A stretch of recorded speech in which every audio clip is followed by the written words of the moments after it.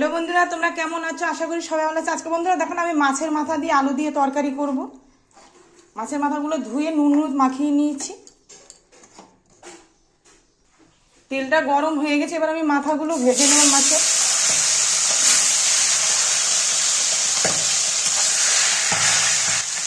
একটু উল্টিয়ে দেবো।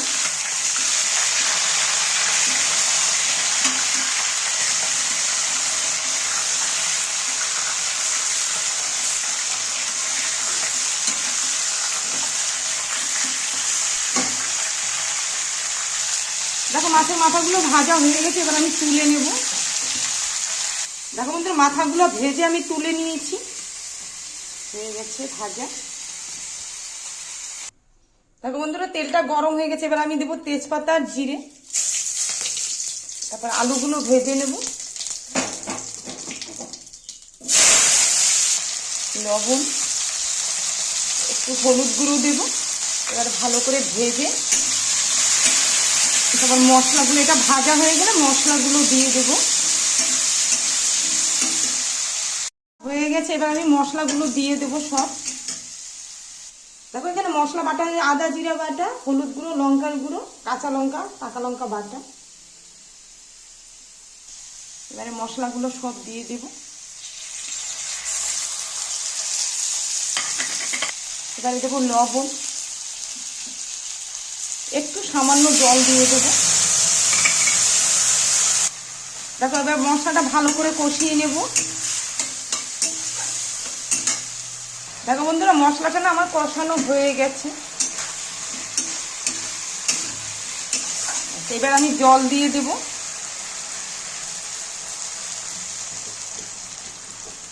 একটু জলটা একটু বেশি দেব। দেখো বন্ধুরা ঝোলটা ফুটে গেছে, এবার আমি মাথাগুলো সব দিয়ে দেব।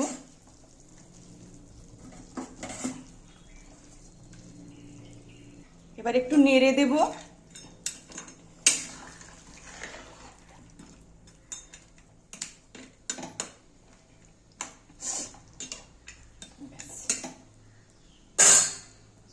দেখো বন্ধুরা আর একটু হয়ে গেলে আমি নামিয়ে দেব।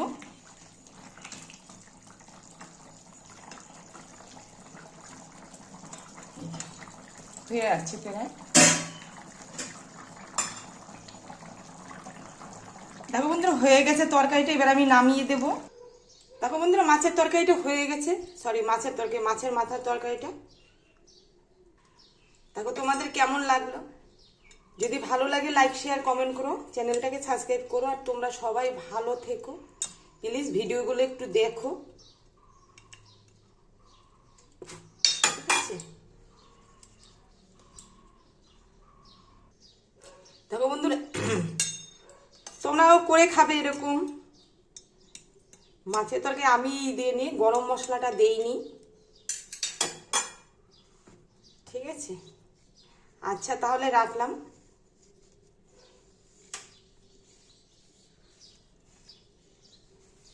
টাটা। তাহলে তোমরাও সবাই ভালো থেকো, গরম খুব পড়েছে।